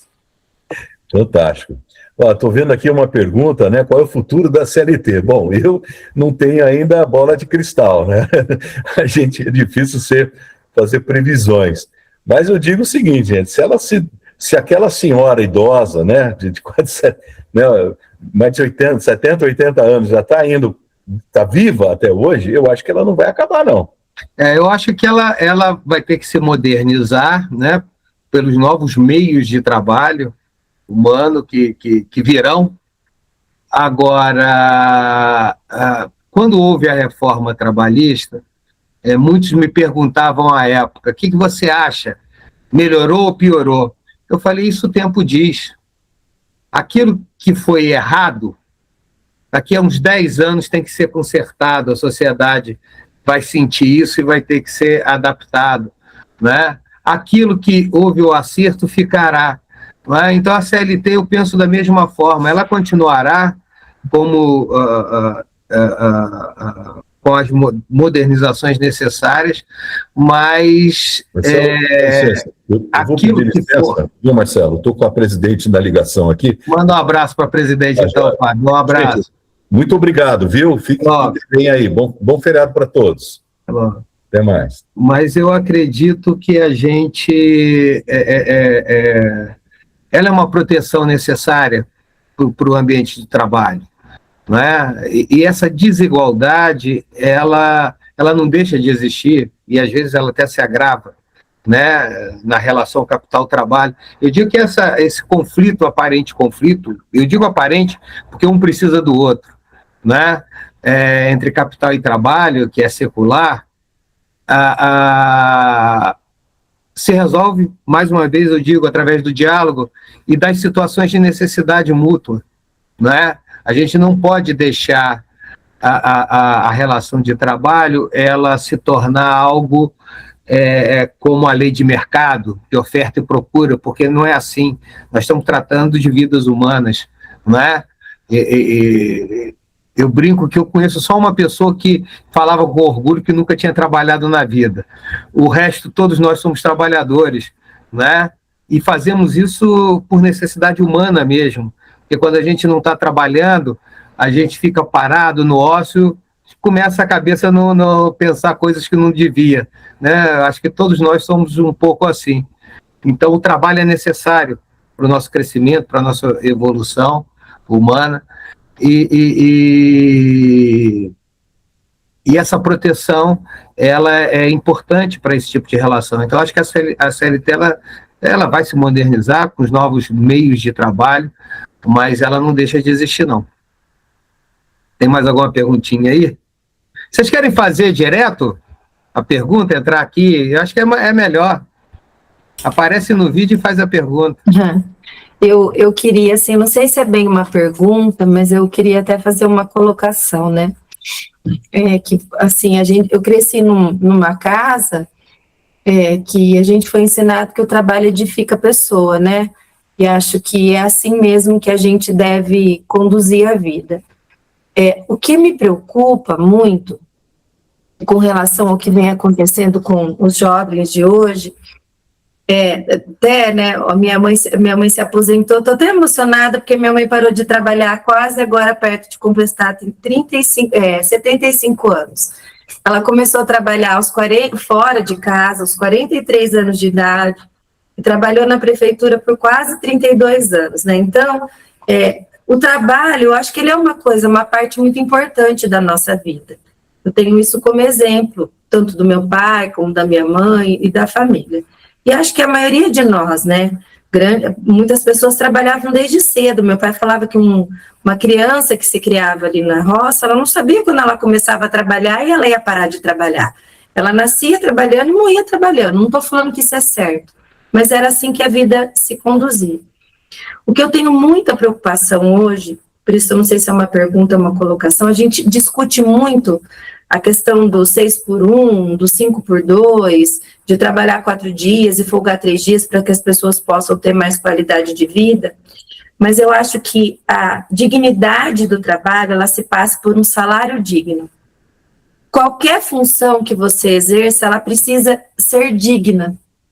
E o que acontece no Brasil é que quem exerce uma função mais subalterna a uma função mais elevada, existe uma disparidade muito grande do valor desse trabalho. Então, a pessoa, quando ela sai da casa dela, ela deixa família, ela deixa filhos, e ela vai viver essa vida do trabalho, eu acho que todo e qualquer salário, ele deveria ter dignidade. Receber um salário mínimo. A gente sabe que ele é um salário indigno para o brasileiro, que acorda cedo, que pega ônibus. Se a gente olhar, a gente tem um povo trabalhador, só que a gente tem um povo que recebe pouco pelo que ele se doa. Então, assim, eu estou falando que isso não é uma pergunta, porque a gente pode ficar discutindo horas aqui sobre quantidade de horas de trabalho. Até eu brinco assim, eu falo, quem diminui o trabalho, logo ele vai arrumar outra coisa para fazer, porque ele precisa ganhar mais. Porque às vezes a pessoa não se sustenta com o que ele ganha. E de uns tempos para cá, a gente mesma aqui dentro da prefeitura, a gente tem visto isso, assim, o quão desvalorizado tem ficado essa força de trabalho. E aí a gente vê, né, o quão perigoso está se tornando, porque Tem alguns influenciadores que ficam realmente muito ricos, ostentando, tem uns que tentam pelo caminho do jogo, tem outros que vão tentar a vida, como vocês falaram, como Uber, outros como motoboys, que eu acho até muito mais perigoso. São muito jovens e eles não têm medo, eles são destemidos, a gente vê eles empinando moto, assim, a ponto de causar um acidente. Então, assim, eu tenho essa preocupação com relação ao trabalho, na hora, assim, dessa conversa, né, a gente que é mãe, que tem filhos, em relação a isso, o que é ter dignidade nesse mundo de trabalho? Porque todo e qualquer trabalhador, ele deveria ter dignidade. Tem quem goste de trabalhar com essa parte, tem quem goste muito de estudar, e tem uns que gostam de exercer mais o serviço braçal. Por que é tão diferente? Por que um trabalho vale tão mais que o outro? Poderia ter diferenças. O meu marido trabalha numa empresa de regulação de água. E ele fala lá que tem os engenheiros, né, os químicos, e eles às vezes vão fazer pós-graduação, ganham algum curso fora. Eles voltaram contando um pouquinho da Dinamarca esses tempos. Olha como é muito distante, né, as realidades. A diferença de um trabalhador que exerce uma função numa empresa química lá, ou com essa questão de saneamento, quem cuida e de quem exerce o cargo de chefia, ela é mínima. Tanto que muitos trabalhadores nem querem ter cargos de chefias, porque a responsabilidade aumenta. Porque o trabalhador, ele é reconhecido. Então, assim, eu fico sempre muito preocupada, porque a gente está sempre pensando, vamos diminuir horas, vamos fazer aquilo. Esse é meu ponto de vista, eu posso estar até errado. Mas eu penso sempre na dignidade, o que é ter dignidade dentro do mundo do trabalho. Para um caixa de mercado, para uma pessoa que está ali varrendo o chão, eu acho que até, às vezes a gente passa naquela correria, né? Você esquece até de falar um bom dia agradável para essas pessoas que têm a vida tão difícil. Então, assim, esse é o... assim, eu não sei se... E aí colocar isso para esse jovem, por isso que eu acho que esse jovem de hoje, ele pensa que ele vai trabalhar por conta, que ele vai ganhar dinheiro, porque às vezes ele vê uma família ali que patina uma vida inteira, né, numa dificuldade. Outra coisa que eu acho que mudou muito, talvez pegue, que a gente trabalhava um tempo imaginando, você começava cedo e você imaginava que com uma determinada idade, depois de muito tempo de contribuição, você conseguiria ter uma aposentadoria, né? Muitos continuavam trabalhando, mas hoje a gente vê que isso ficou mais difícil. Que nem o Dr. Décio comentou que a gente vê pessoas mais velhas voltando até em mercados.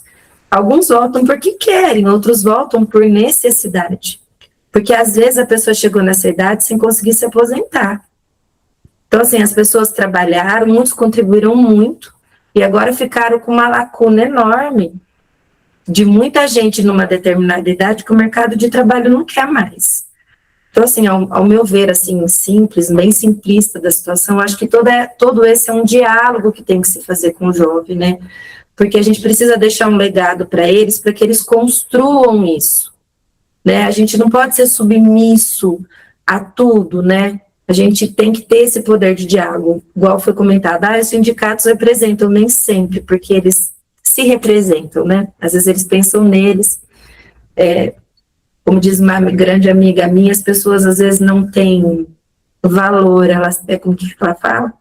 As pessoas têm preço e não valores. Então a gente fica sempre pensando nisso, a pessoa é muito individualista, ela vai sempre pensar nela, né? Não no coletivo.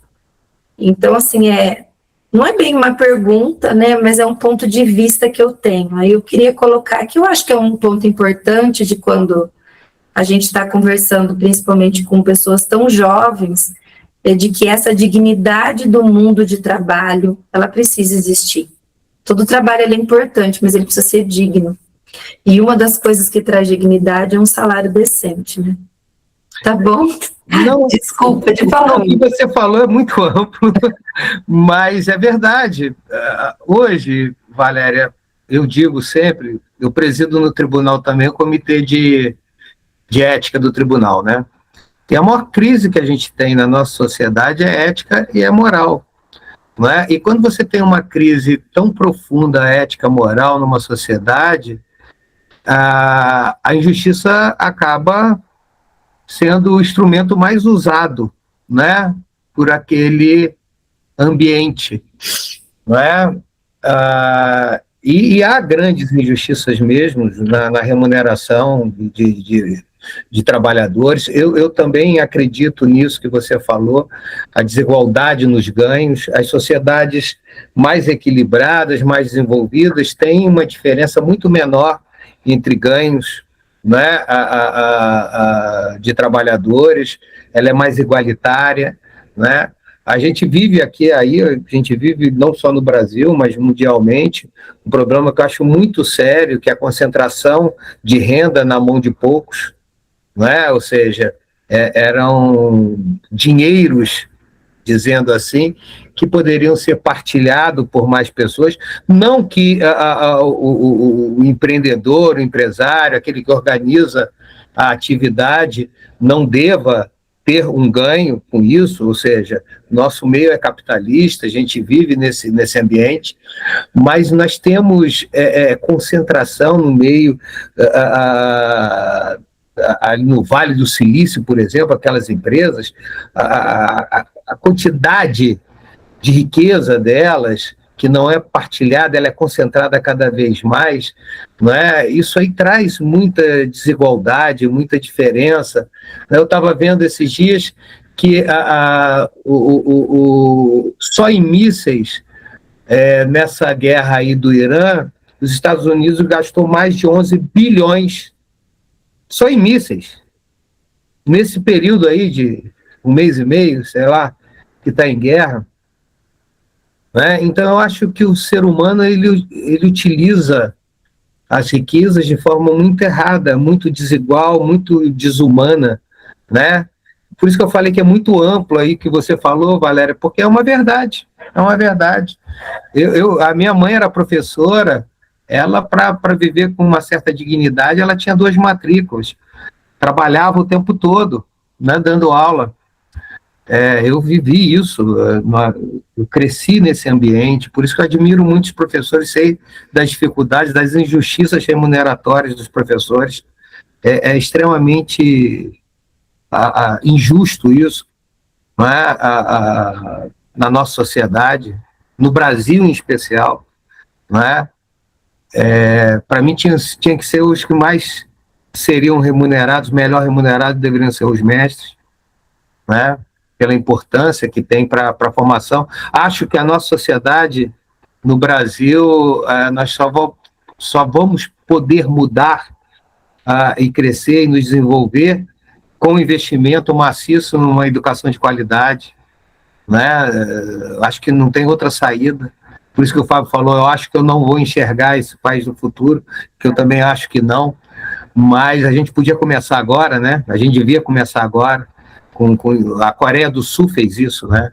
Ela aplicou grande parte do PIB dela na educação em 1 ou 2 gerações, ela mudou como sociedade, né? O que a gente está tentando fazer aqui nesse projeto, nesse nosso microcosmos, levar uma visão crítica, informação, uma visão crítica também para os nossos alunos, né? Acerca do trabalho humano. Então, é uma verdade que você falou, infelizmente é uma grande verdade. Alguém quer falar mais? Apareça.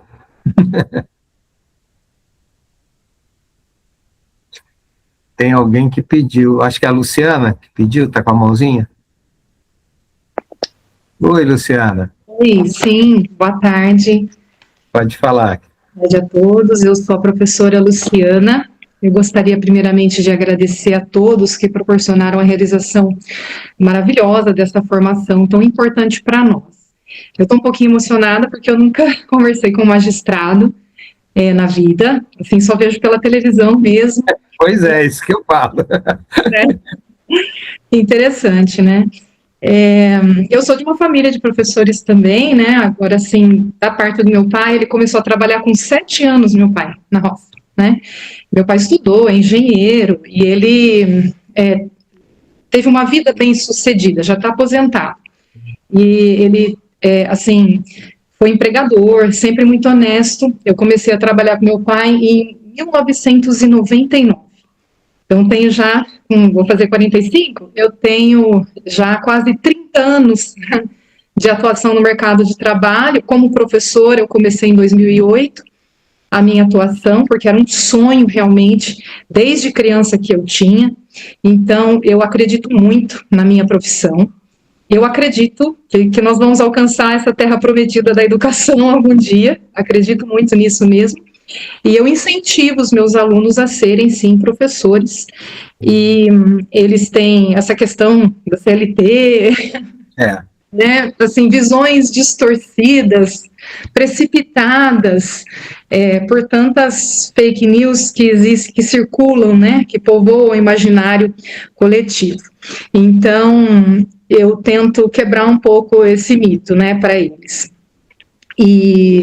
Mas eu mesma percebo na minha atuação como professora essa questão ética, né? Então, gostaria de saber uma palavra, que o senhor pudesse me colocar uma palavra, sobre uma situação pontual que eu vivenciei a primeira vez na minha vida, nunca tinha acontecido.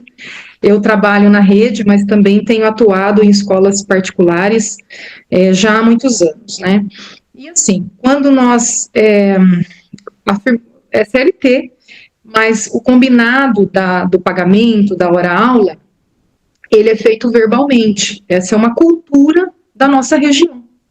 Então, nunca, de todo esse tempo que eu trabalhei, nunca me ocorreu nenhuma situação assim. Eu sempre combino, é combinado um valor verbalmente, e depois, quando chega o holerite, a gente pode se certificar de que realmente né, foi aquele valor. E aí, né, numa dessas eu combinei, como é de costume, e chegou um valor muito abaixo do que foi combinado. E eu falei, mas, né, conversei com um, aí falou, olha, fala com a coordenadora, agora fala com não sei quem, não é comigo, não é comigo. Aí eu já percebi que estava estranho. E aí conversei com o RH, eles disseram que descontando todos os encargos da empresa e tudo mais, uma escola, uma rede de escolas, que o valor seria realmente aquele muito inferior do que havia sido combinado verbalmente, presencialmente. E eu fiquei em choque no momento, porque era a primeira vez que isso tinha acontecido na minha vida. A gente conta postura ética, e acredita, foi uma ingenuidade minha, claro, mas eu realmente não consegui permanecer no local, nunca fui demitida na minha vida, eu nunca tive uma impostura no meu trabalho, eu aprendi a trabalhar com meu pai, com muita honestidade, com muita dedicação e competência. Meu pai é uma pessoa muito competente, e eu sempre trabalhei com essa referência.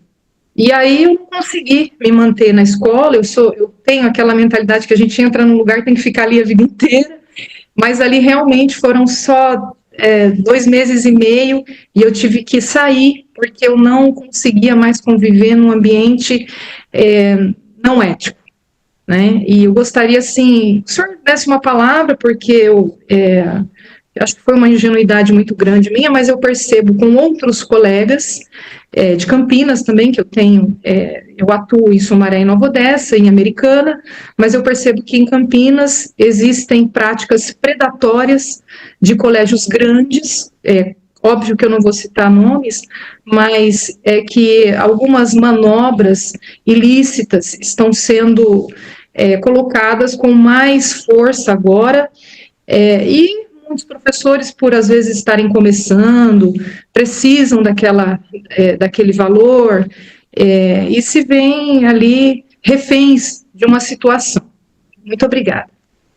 Luciana, é triste ouvir isso, né? É muito triste, mas eu aconselho a sempre formalizar por escrito, né? Ou seja, realmente, não é que você foi ingênuo, você acreditou nas pessoas, né? Na verdade, quem tem problema é aquele que descumpriu o que tratou contigo, né? Esse aí que tem que se preocupar com o que fez, né? Não você, que foi correta, foi ética, e se desligou, né? Não quero trabalhar para esse tipo de gente.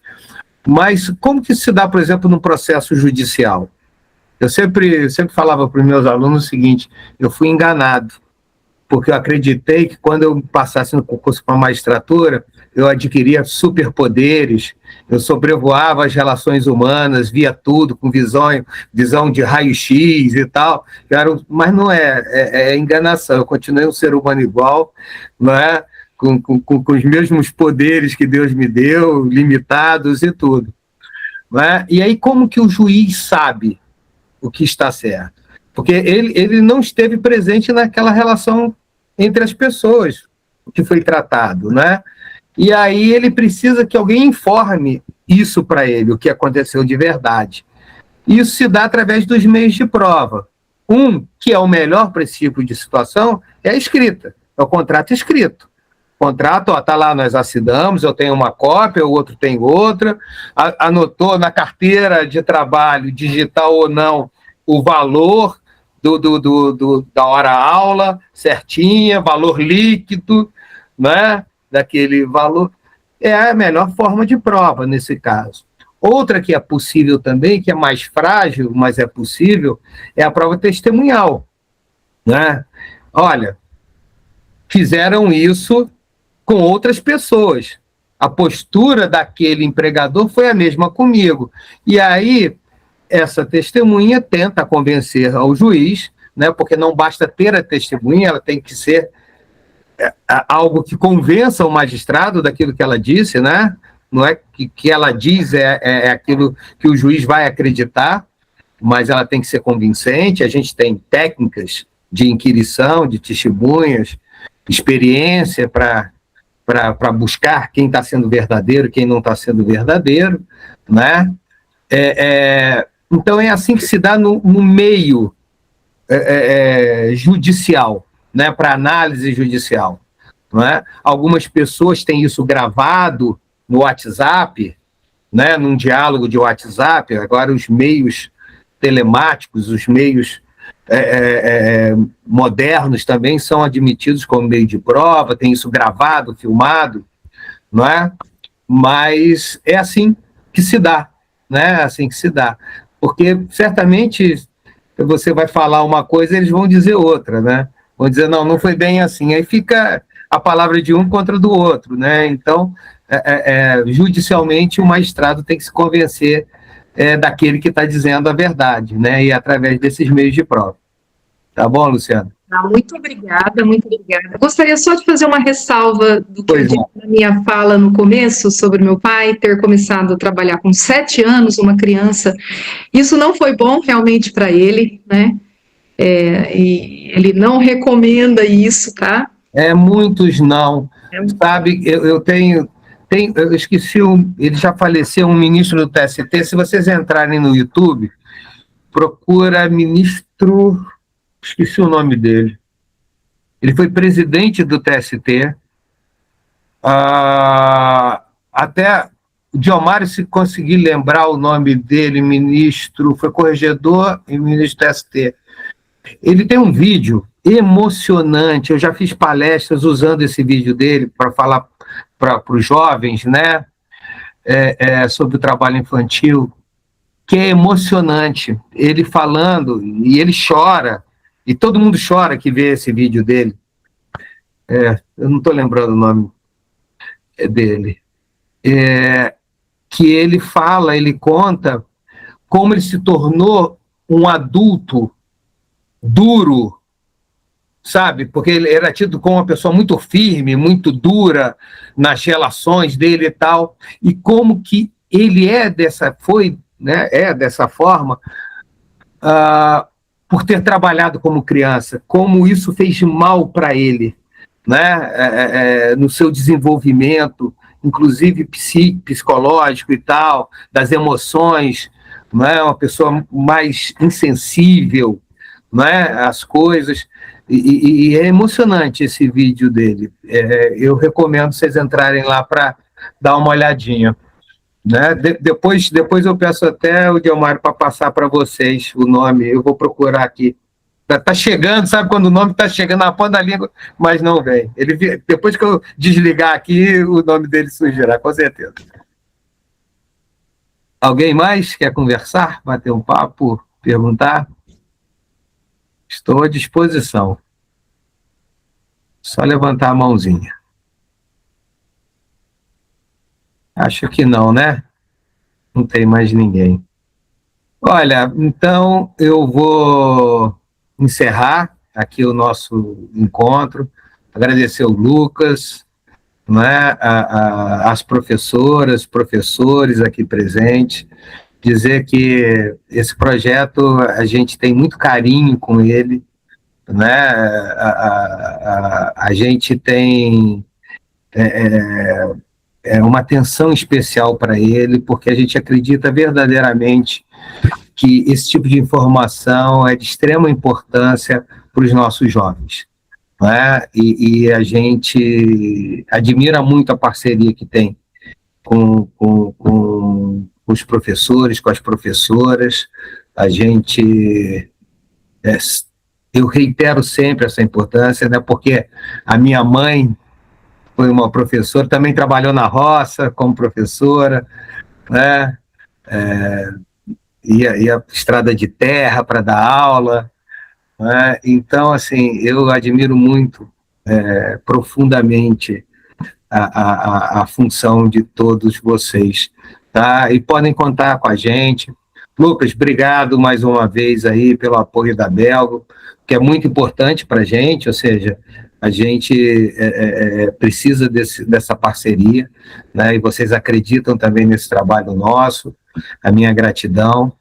A Amatra nossa, né, a nossa associação regional, que é vinculada à Anamatra, então esse trabalho que a gente faz por intermédio, ele surgiu na Anamatra, a nossa associação nacional, e a nossa Matra 15 aqui, que é a nossa regional, que a gente está vinculado a ela, então a gente faz o trabalho com todo o carinho, toda a ajuda, toda a acolhida, né, do Diomário, da equipe dele, minha gratidão, tá? E aquilo que eu disse é verdade. Se quiserem, dá um pulinho lá no gabinete, é 10º andar, meu gabinete lá no tribunal, melhor café do tribunal é o meu, pode ter certeza, vai lá, serão muito bem recebidos e a gente bate um papo e toma um cafezinho gostoso lá, tá bom? Grato, muito obrigado a todos.